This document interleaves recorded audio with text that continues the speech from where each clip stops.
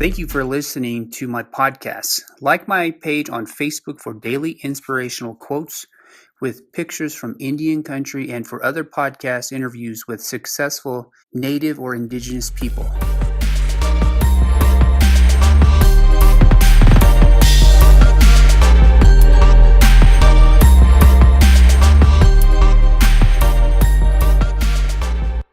Hello, listeners. Thank you for joining me on 21st Century Native Leaders. My name is Peter Desert III, and I'm here with Len Necefer. Len is the founder of Native Outdoors and actually is a PhD, has a doctorate in, am I correct, engineering? Yep, engineering and public policy. That's sweet. Well, thank you for joining me, Len. Yeah, thank you. I'm excited to be here.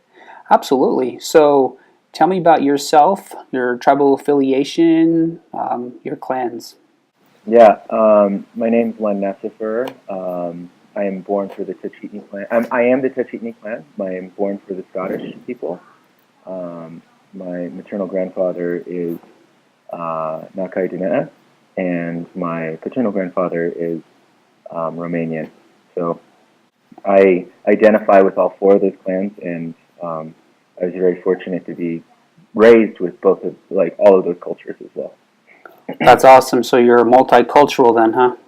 Yeah, but I'm Navajo first and foremost in my mind. That's awesome. That's awesome. So tell me about the highlights of your career, maybe a little bit about your education and how you got the idea to start Native Outdoors. Yeah, so I grew up in Saley, Arizona, and my grandfather is a Hitachi, and he was a healer, and so a lot of my first outdoor experiences were with him or other family members, gathering piñons, gathering different herbs for ceremonies, and we would go on these, I thought they were epic adventures, kind of off trail and through the woods, and we're like, he'd take us to these places where he could find whatever, and I just remember that kind of always being my first exposure to the outdoors. And he was also a uranium miner, and so growing up, he struggled a lot because he had silicosis, and he had his left lung removed, and the air pollution in the Shiprock area made that a lot worse. And so a lot of when I first started doing the work that I'm doing, I started looking at, how can I address some of these pollution and energy challenges that we face on the Navajo Nation, and a lot of the challenges with cleanup. And so I was thinking, how can I get into this career and start working on doing work to protect the places I love. And so I went to college and I got a degree in mechanical engineering from the University of Kansas. And it just felt, it was good. I liked the degree. It gave me some useful skills, but it felt that something was missing, and that missing was people. People are a really important component to any sort of energy, environmental policy that we develop. And so I ended up, when I graduated college, I didn't really know what I was going to do, and I just happened to get into grad school.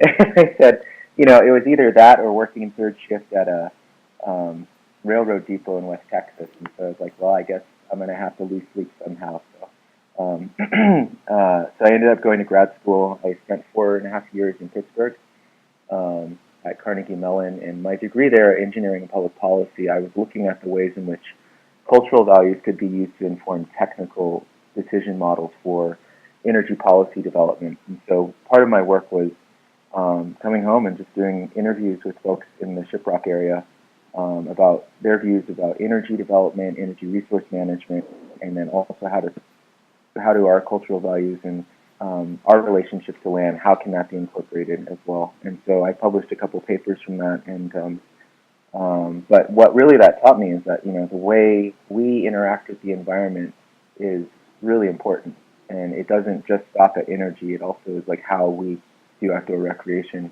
So when I was doing my graduate work, I started getting into mountaineering. So, technical climbing of mountains. I started hiking and doing stuff like that, and I'd come out to Colorado, and I remember the first like real mountain I climbed is this mountain called East Beckwith, and it's not that tall of a mountain, but you get to the top and it's a nice edge ridge, and I had never been on anything like that. You know, and you have 1,000-foot drop on each side, and I remember I got vertigo and I Ooh. froze. I froze, and I didn't make it. I didn't make it to the top, and I just remember sitting there on the edge of the mountain, just like really upset at myself that was my reaction, and I just said, I'm not going to do this again. Mm-hmm. And so I just started climbing mountains, and then I had a short job with the Department of Energy, and but part of that is just like I started coming here to Colorado, and I said, people are interacting with these environments here, and one, they might not know the indigenous history of these places. They're also kind of recreating in a way that I didn't agree with, which is like this kind of conquering mentality. And I just saw that as important of like, how do we protect these places? Kind of going back to like where I started of like, I want to ensure that these places are viable and protected for generations to come. And I kind of saw in the outdoor industry that there was an opportunity to have this discussion and kind of bring an indigenous perspective to it. So I started this company, and it's been kind of a wild ride since. That's so awesome. It's so interesting. Like I hear you talking about some of these things, and my wife and I were very outdoorsy as well, and we do a lot of snowshoeing and camping up in Colorado. But not Mm-hmm. only that, but my wife and I actually we went to grad school at Penn State, so Oh yeah. we used to fly out of Pittsburgh and did a lot of Yeah. the Three River tours over there, and it's a great area too. But I miss the mountains, miss the plateaus out here. So, Right. but The absolutely, lack of public land is a challenge. yeah, that's right. So, any current projects you're working on with Native Outdoors? Yeah, we have a lot. It's been kind of. Where do I start? I break up my work into three buckets. One is the product side, our merchandise and the stuff we're doing there. The second part is working like sort of working in the outdoor industry and doing stuff there, and then the third part is policy and governance because that's kind of my background. On the product side, we're developing. We're going to be focusing on running and climbing this year, and the reason, so our products are going to be focused on sort of accessories and different sorts of products for that. We're not going to be developing a running shoe just yet, but hopefully, maybe. um, but we're focusing on running because traditionally that connects a lot of Native people. That's one of the common like sort of threads that I've seen that's running through um, a lot of cultures, and it's something that I do as well. And climbing, that's been an interesting one. I started climbing 2 years ago. And it's incredibly scary, and it never goes away. But because of Bears Ears, and Bears Ears is, in terms of like looking at products, like Bears Ears was the sort of really interesting alignment between climbers and Native people, and in that they were working to protect the same place. But in my community, Shiprock, climbers were looked down upon because of people climbing Shiprock, and I remember.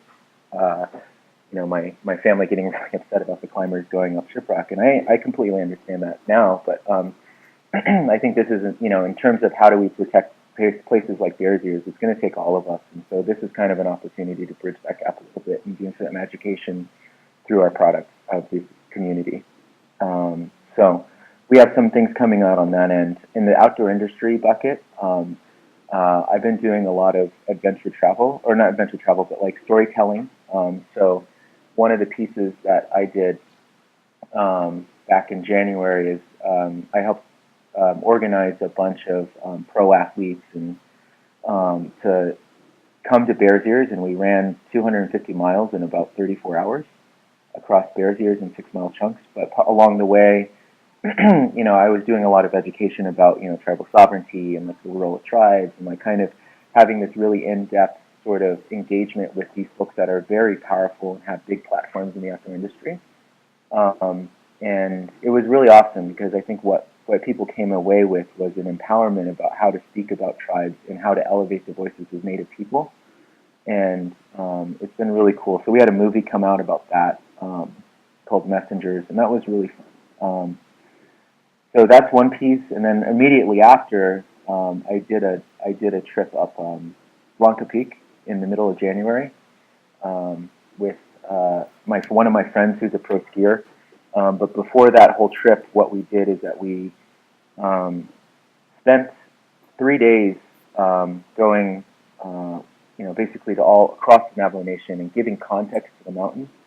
And we also we basically did a protection prayer and also did some offerings at the bottom of the mountain before we climbed. But the purpose of this trip was actually to explore how someone like Brody Levin, he's a white guy from Ohio, but he skis, the craziest things you can imagine on a mountain.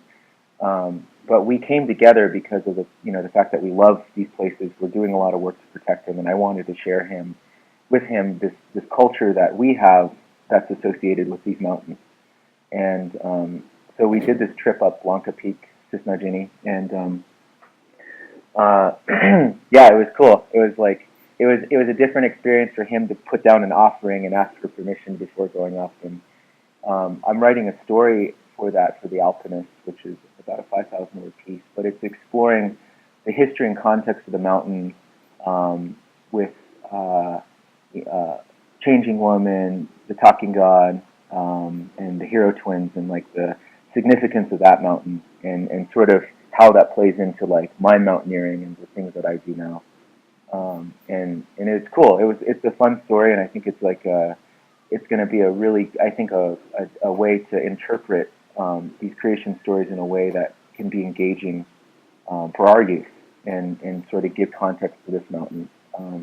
And I still feel really weird climbing these mountains because I know there's some folks that say it's too sacred to go up, but I talked with my family. Case. I don't know. I guess it's like I'm going to be respectful while I'm up there. I'm not going to do anything. I'm going to be very reverent when I'm up there and treat it with respect. And I think more than anything, really to protect these places, it's going to take people going there and telling the story and giving life to it because it's amazing up there. It's one of the most beautiful places I've been. 14,000 feet on that ridge is really beautiful, and I think that's one of the cool things I learned is at the top there was actually a rock structure that the first claimed descent by white guys found. People were catching eagles up there, and so. So yeah. How many 14ers have you done in Colorado? I think like 38, something like that. Nice, yeah. That's awesome. Yeah, I regret it every time. It's funny you talked about people climbing the Shiprock Peak, but a couple of my cousins actually have climbed it. Oh yeah, they're from Shiprock too. But oh really? Yeah, the other thing too is my grandparents on both sides of my family are medicine men and medicine women, and I think as long as you're reverent with it, like you were saying, then I think you'll be okay. But I mean, that's my opinion. I know other people have a differing opinion as well. So, do you have any formal business experience prior to starting Native Outdoors? No, I didn't. I really didn't. I just like read a couple books and I kind of talked to some people and seen how they were doing it. And I figured like I could figure this out. Yeah. It's a system, right? Yeah, it's really just being methodical, tracking stuff, setting up systems, and like kind of being very thoughtful. Mm-hmm. That's awesome. So where do you get your strength from to do all these endeavors you're doing?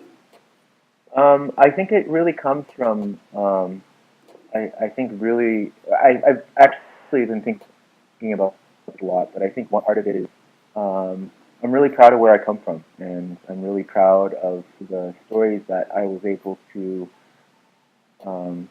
be ingrained with since an early age about the mountains and like how I'm related to these places around me and that this land is a part of me. I think, when I was out in grad school, I always would think like I always have a place to come home to, and I think it was always that grounding that was really strong. and also my parents. You know, they were always supportive, and even if they thought the stuff I was doing is not what they think I should be doing, they, you know, as long as I could articulate it and explain why I'm doing this, and I was sure about it, they just said, okay, you know, you thought about this, and so give it a try. And so I think that was very helpful. And um, yeah, I think that, and then just my community. I think the one thing is that I've just seen the outpouring of support, and just um, how much people are being inspired by this work, and like how much it's meaningful. Like that's what's kept me going, is that this is, you know, this is fun for me, but it's also a lot of work. It is a lot of work, actually, and but just knowing that it's having an impact on people's lives in a positive way. That's powerful. And how important is your cultural traditions? Very. Um, you know, I was raised in it, and every time I go up, before I go up a mountain, I lay down some cetadine, and you know, I talk to the mountain. Um, I say why I'm going here and like why I'm here, and you know, and I think about it. I don't just go out and just do whatever. I think about what am I going to try to gain from this experience, and what am I going to give back. And you know, I think part of climbing the mountains, really, what I'm trying to do is tell the stories, because Native people, we've climbed mountains since forever, you know, and I think in the outdoor industry, that's not what's shown, you know. That's not the stories that are shown, that are like, oh, Native people are strong, Native people can do these things. And so I think by me doing that, and connecting my traditions and like, this is my culture and who I come from into that, that's what really ties me to place. So That's true. It's interesting you say that because, you know, you look at it and our people, Navajo people, I guess indigenous people, have survived hundreds, thousands of years in, you know, going after sheep up in the Chushka Mountains. You know, I did that growing up. I'm mm-hmm. sure you did that as well. Yeah. You know, yeah. climbing Black Rock or climbing the Chushka Mountain. And, you know, it's interesting that it's a recreation and it's fun for I guess non-natives, right? Mm-hmm. So then it's like there's almost a cyclical effect there because yeah. you know the dominant society tried to take that away from native people, right? Mm-hmm. But now the mainstream for recreation, they're going back to doing that. Right. So it's like I see people doing that. I'm like, man, I grew up doing that. I grew up roughing it. You know, I had coffee and you know, commodity food, and that's what we ate all summer, right? Yeah. So yeah, I was laughing. I was just thinking about kind of a film that, like, you know, kind of how to encapsulate that into a film, because I remember, you know, herding sheep, and we'd get to a grassy spot, and there'd be some rocks, and we'd start climbing, and we'd just have these like little climbing competitions, and like, can you make it up there, blah blah blah, and you know, and it wasn't like, oh, we're going up to climb. It's like we're bored and we had to kill some time. mm-hmm. But yeah, like thinking about like what are like these adventure stories that I remember as a kid, and I was thinking that would be so funny to do something like that, of, you know, taking out the sheep, and then it turns into this mega climbing adventure, and then at the end of it, you're bringing the sheep back before it gets dark. That's true. It's funny you said that because I remember going after the sheep too. My cousin and I would climb these big old ponderosa pine trees. Oh, really? That were, you know, 100 feet tall, and we would put little flags on the top of them. So it's interesting. It's so funny that's what it's come back to, and and reflecting right. back, and there's a sense of nostalgia there. So explain what it means to be a modern Indian. I think one of the things that is, you know, I think the way that I've been trying to navigate that is, one, like, how do I use this like doctorate, this education that I've got, in a way that continues to support the cultural traditions and the identity that I come from. And, you know, with the dissertation that I did, of like looking at how do you handle our values about the environment and cultural, like these places, in sort of this technical model that's all based on like dollars, cents, and environmental impact, and like, you know, whatever. It was an interesting kind of thought experiment, but, you know, I think part of it is that's exploring. That's kind of like, okay, this is an unknown. Let's figure out how we can use these principles to guide and like inform these decisions. And with the outdoors, you know, I think part of it is I'm doing these things, I'm climbing these mountains, but I'm still very grounded in where I come from and my traditions, and that guides me. That's the grounding force of a lot of the stuff I do, and I think that's I think growing up I kind of had this sense of like, oh, these it's also the schooling I got too. I mean, we all had to kind of unlearn a lot of the things that we've learned over the years. But one of the things is um, you know, is that, oh, we natives are not modern and we're not, we don't do those things. It's just kind of these things I had ingrained in me. And I think once I started, doing stuff like skiing down a mountain, I think one of the ways I've been sort of in my, laying down Tedadine before I go ski some crazy mountain. I mean, it's like when I was a kid, I never thought that would be a thing. I would look at National Geographic and I like, oh, I want to be in those places. I want to be doing those things, but um, I'd never really clicked that I could do that. Now I'm kind of doing that, and but in a way that I think feels more comfortable with me, and just knowing that these things I was taught growing up are still guiding me now. Mm-hmm. That's awesome. So, what's one piece of advice you have for people that want to start an organization like Native Outdoors? Um, I think it's right, learning, working towards being a better writer is always something that I've found to be very valuable. And like learning how to communicate clearly through writing is something that I continue to work on. It's a challenge for me. It's a really hard thing, and I think that's been one of the things that reading and writing and doing it well and learning how to communicate well is just something that I think has been very valuable for me. And but I think in that it's also, you can't really write powerful things unless you're not kind of coming from a place of strength yourself. And I think part of it is being willing to ask questions, and especially in the process of my work I've been writing, is I have to ask a lot of questions, and I think it's like being okay with not knowing and being okay with having a lot of uncertainty and just saying, if I keep pushing forward, there will be certainty to all of this. But the other is just sometimes just giving it a try and just seeing how it goes. I started this as an Instagram account, and it was really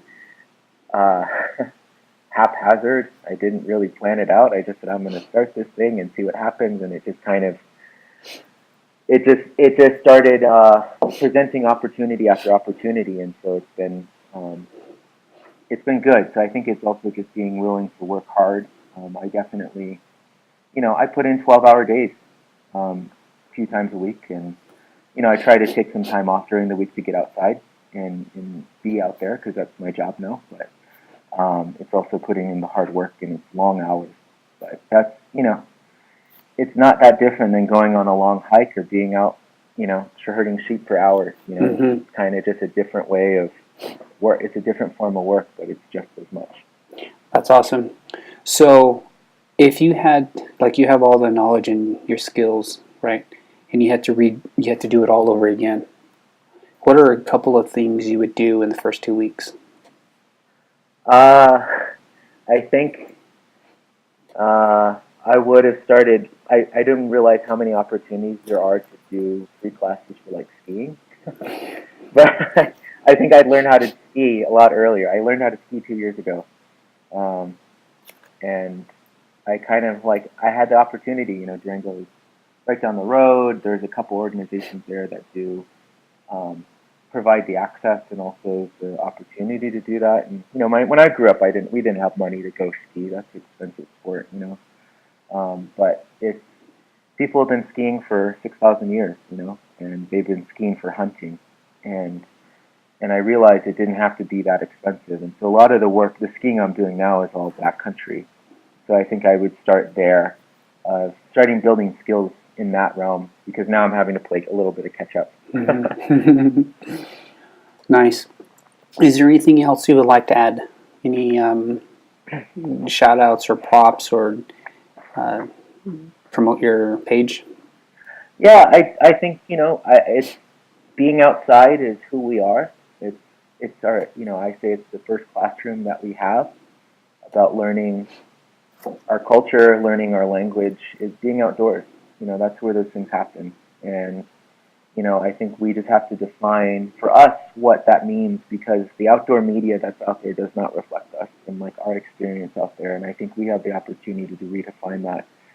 And I see, I'm one person doing one thing, and there's going to be many more Native folks coming up after me. But, I learned to ski and climb at the age of 29. So, no, 30, actually. So, there's still time, and it's, and especially if someone hasn't been outside or hasn't had the opportunity to do much outside, it's never too late. And, the internet's a good resource, and I think for anyone that's looking to get into this, I'm also happy to be a mentor and a guide in that as well. That's awesome. And how can people contact you? What social media sites do you hang out on the most? Facebook and Instagram are the best. Instagram I'm on the most. So Natives Outdoors, and my personal is len.necefer. So either, just feel free to reach out. And I'm always happy to chat. Nice. Well, we are all set. If you could Cool. send me a picture, background for the back of the podcast, that way people can put a picture to the voice. Sound good? Cool. Awesome. Absolutely. Hey, so if you're ever down this Farmington way, let me know, and maybe we can get some coffee, hang out, or hike or something. Yeah, for sure. Okay. I'd love to. I'll probably be down there in a couple weeks, so I'll let you know. I have your contact. Okay, absolutely, man. All right, hey, we'll talk to you later, yeah. Yeah, talk to you later. All right, take care. Bye. If you like this episode, please go to iTunes and give us a review and comment on our Facebook page. Thank you for listening to our podcast. We appreciate all the support you all give us. If you know of anyone that we can interview, please message us on Facebook. Thank you.